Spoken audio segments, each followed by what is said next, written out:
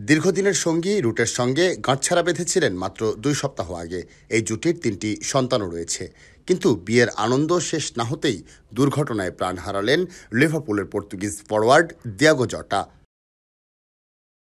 স্পেনে গাড়ি দুর্ঘটনায় ২৮ বছর বয়সী জটা ও তার ভাই আন্দ্রে সিলভার মৃত্যুর খবর বৃহস্পতিবার নিশ্চিত করেছে স্পেনের রাষ্ট্রীয় টেলিভিশন।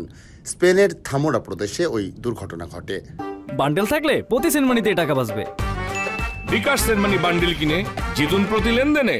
২ বছরের ছোট সিলভাও পেশাদার ফুটবলার ছিলেন। খেলতেন পর্তুগালের দ্বিতীয় স্তরের একটি ক্লাবে। বার্তা সংস্থা রয়টার্সকে দুর্ঘটনার খবর নিশ্চিত করেছে পুলিশ, যদিও তারা এখনও আনুষ্ঠানিকভাবে নিহত ব্যক্তিদের নাম নিশ্চিত করতে পারেনি।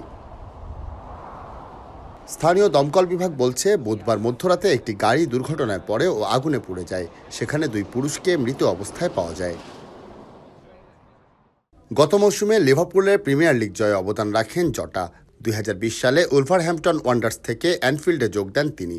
ইংলিশ ক্লাবটির জার্সিতে সব মিলিয়ে ১৮২ ম্যাচে তার গোল ৬৫টি। পর্তুগাল জাতীয় দলের হয়ে ২০১৯ সালে অভিষেক থেকে জটা খেলেছেন ৪৯ ম্যাচ। দলটির হয়ে ২টি উয়েফা নেশনস লিগ শিরোপাও জেতেন তিনি।